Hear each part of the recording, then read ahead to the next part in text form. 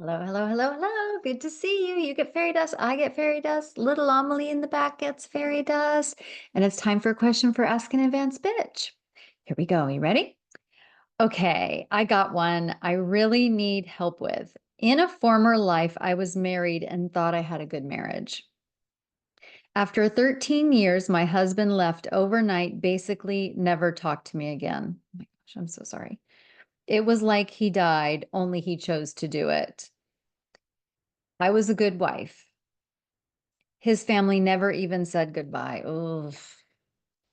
In the divorce court, he treated me like a perfect stranger. There was a girl he said had nothing to do with it, and they're still together today.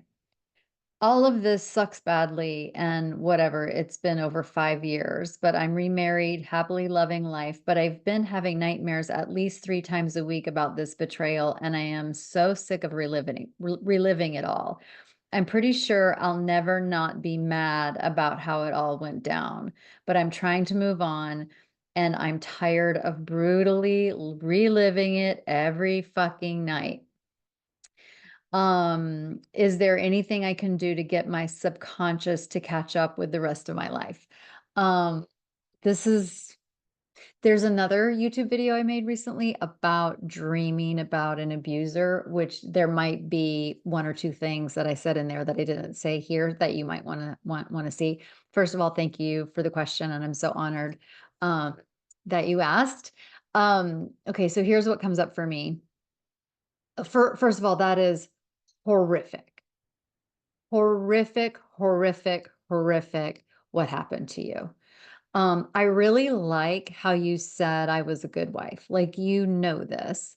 I'm going to tell you a story. I got it from one of Martha Beck's books, and she wrote about 2 different people. And one of them, I'll try to tell this story real quick. One of them was this woman who got a divorce. I'll just tell this one, who got a divorce, and at the divorce, the husband said, "I never loved you." Well, this particular thing sent this woman into, a complex for a really, really long time, in which she sought Martha Beck for coaching and support.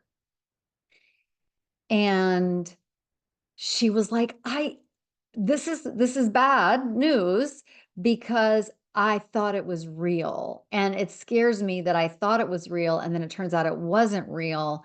And now I can't trust myself. And so the years later, the woman said she ran into her husband somewhere, ex-husband somewhere, and he said, um, I did love you. I just wanted to hurt you. And so she's like, fuck, I knew it. And so that disconnect between what we knew happened and then what we knew happened and what we tried to convince ourselves to happen, or believed what was happening, or what was told to us rather, is dissonance. Like, it's so upsetting to our system because we feel crazy. It feels like gaslighting.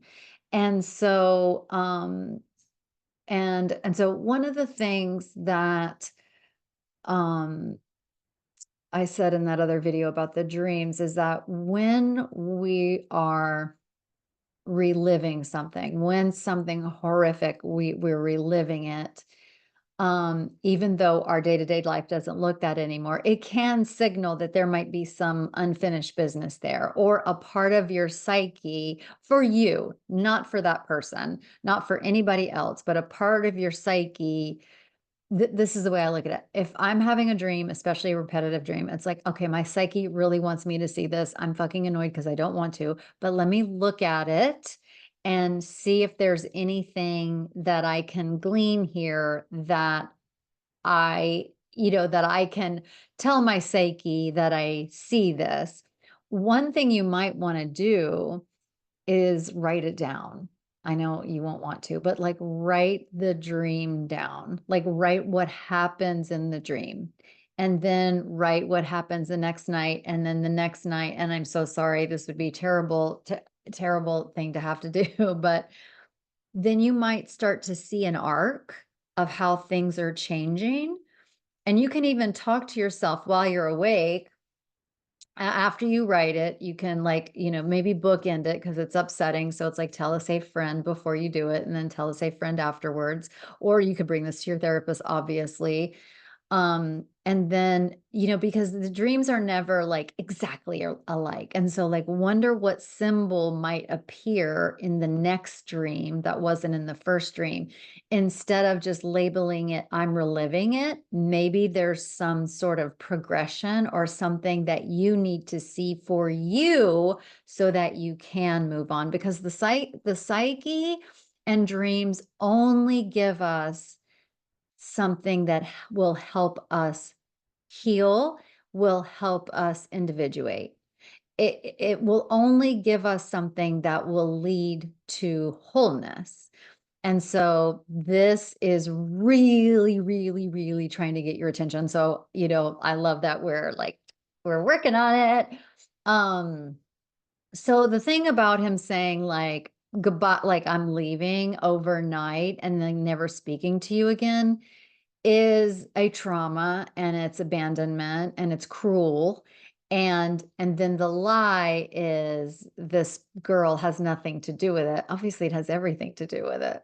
Like, sorry, like, your words and your actions, they really don't go together. When my dad left when I was 8 overnight without really saying shit to any of us, except for my mother, um, his whole family rejected us too. That was it for Christmas, birthdays, nothing else I never spoke to my grandmother on that side again. And I saw her a lot growing up. And I was 8 years old. And we were, I wouldn't say, I don't know close because I don't really have memories of that, but I know we were over their house a bunch and there's tons of pictures. So it's not like we didn't know them and I didn't love them, but yeah, we were like persona non grata. No, nobody kept in touch with us. And that is it's just shitty and it's yuck. And not that you want to keep in touch with your ex, but it's just very confusing and shocking to the system. Another thing that comes up for me is I've been thinking about this lady lately, thinking about this lady.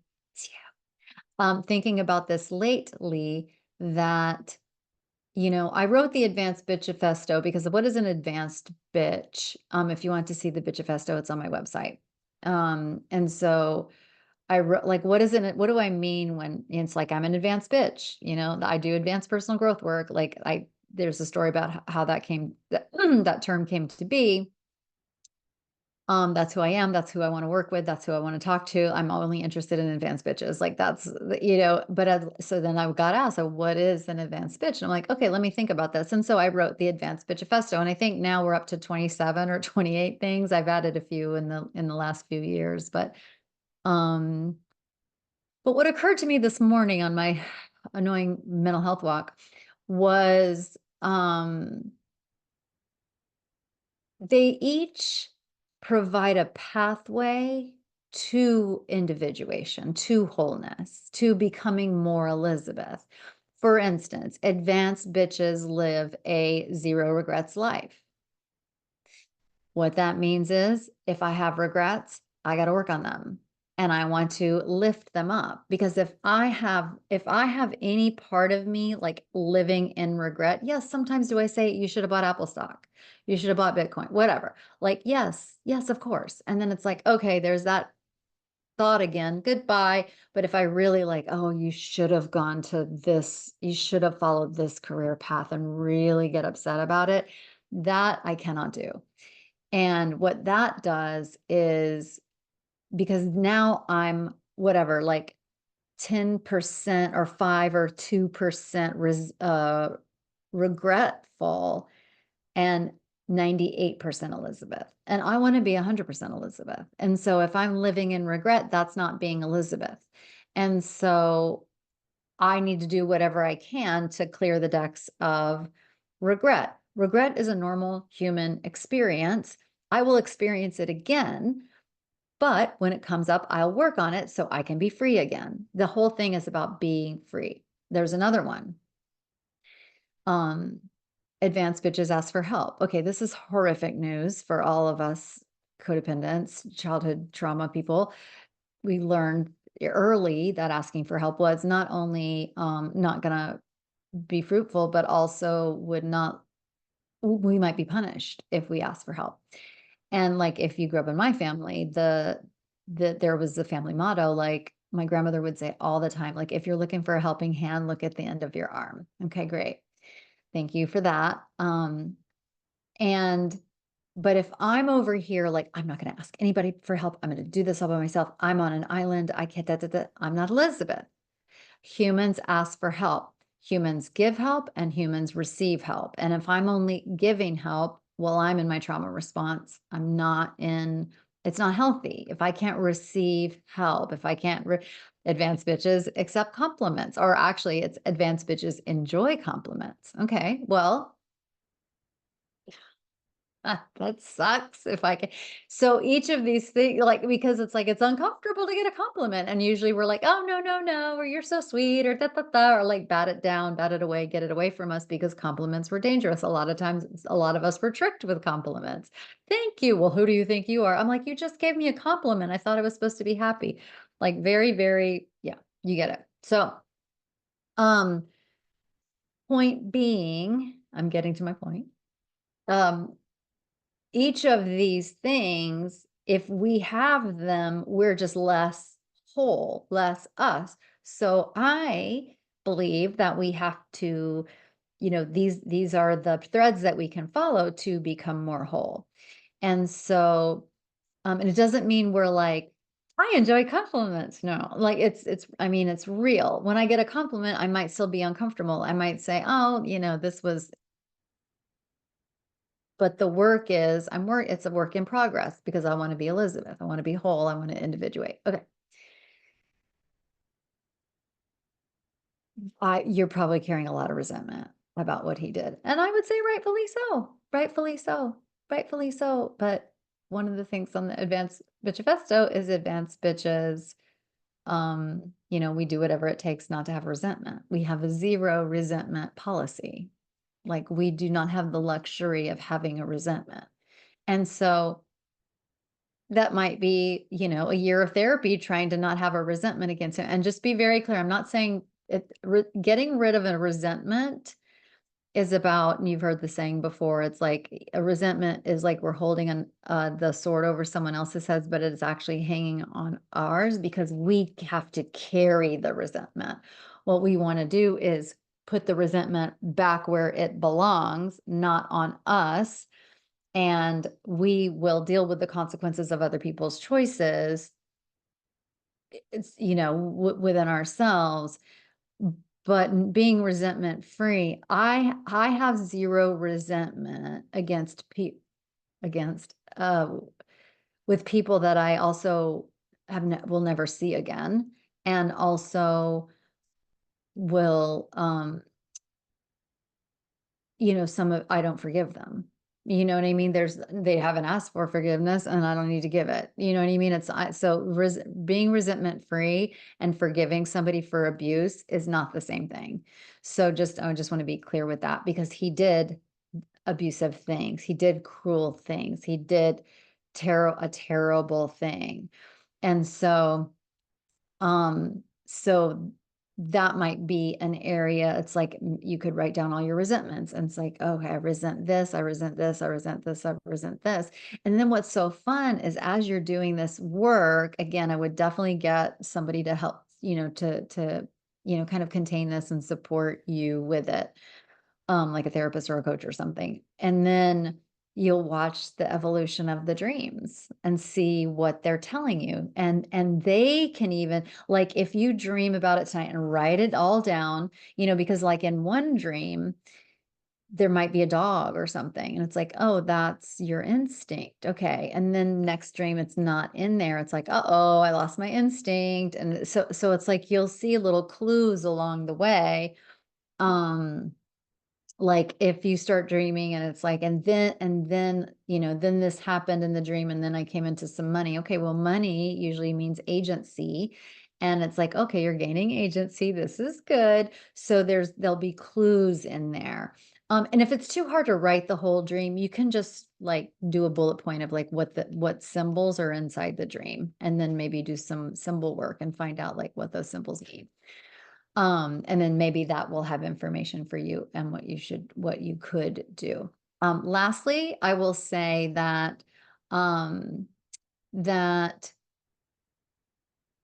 you might want to just do a little review, because there might have been signs that you missed before he did this. And so maybe not, I have no idea.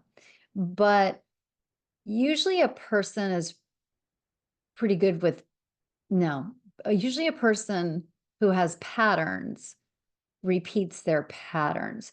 So did he do is there any story like this? Did he just up and leave a job like overnight? Did he just like up and leave a girlfriend over like have you heard any more stories from his past where he just pieced out and it was never seen again, or like a best friend that he just dropped? Like there's something there that if you can see it or find it in the past, and just know that it was a red flag that you missed. Even in the marriage or jobs, like just, I'm not doing that job anymore. I'm not going back, not even giving 2 weeks, just anything like that. It might be helpful to say like, oh, because bitch, like people who do these patterns, they will eventually do them to us. Or well, if we're still married to somebody who does this, I'm just dropping this person or dropping this thing that I want to do, like even dropped hobbies, like guilty as charged. Um, but like really into it and then completely never again. Like it's like, interesting. Like what's going on there? So I would actually love to hear if you have anything like that. And so just realizing like, oh, this is a scheme that I was unconscious to, or maybe it's something in your past where we attract each other at our level of mental health. Maybe this has happened to you before, and realizing it or not, or maybe on an unconscious level, if somebody has just like dropped you in the past, maybe this was an unconscious connection with this person. And so there's lots and lots. And I just, again, thank you so much for asking me. And I would love to hear any feedback from you, like like, how is it going? Is there anything? And if I've said anything that it's like, remember, I have no idea what I'm talking about. You take what you need and leave the rest. If something is like, bitch, there were never any red flags. And I will say, you were 100% correct. There were never any red flags. But what I've noticed for me in my past relationships was like, I always told the story like there was nothing. And then if I really look back, I could see, I see my part in that, or I see and then that helps me with resentment and helps me with regret and da, da, da, da, da. So anyway, I hope that's helpful. This will be so interesting what's going to happen in your dreams. And if you can maybe even an added, so my therapist uses this term all the time and it pissed me off. He said it to me in my first session and I wanted to like, well, this was a mistake. I cannot work with this person. But he talked about attitude, my attitude. But he didn't mean it in the way that we've heard it, like watch your attitude. He really meant it is like, if I'm scared of a dream, what if I wasn't? What if I'm like, that recurring dream again, I don't want it. It's like, oh, okay, my attitude toward this dream is what? Like, I want to have more information. I want to become whole. I want psyche, go ahead and tell me everything that you want to know. Tell me something I missed. Tell me everything so I can be more me, that I can be closer to being a whole person and not run by my past, by my trauma, by my addictions, by my trauma responses, by my habits, my unconscious habits, by my trauma compromised brain. Like, what can I do? So, anyway, this is exciting. And I'm so sorry. What a weirdo to be excited about your fucking recurring dream. But we'd love to hear. We'd love to hear how it goes. Okay. Thinking about you. Good luck. Sleep tight. Love you. Bye. Hope that was helpful.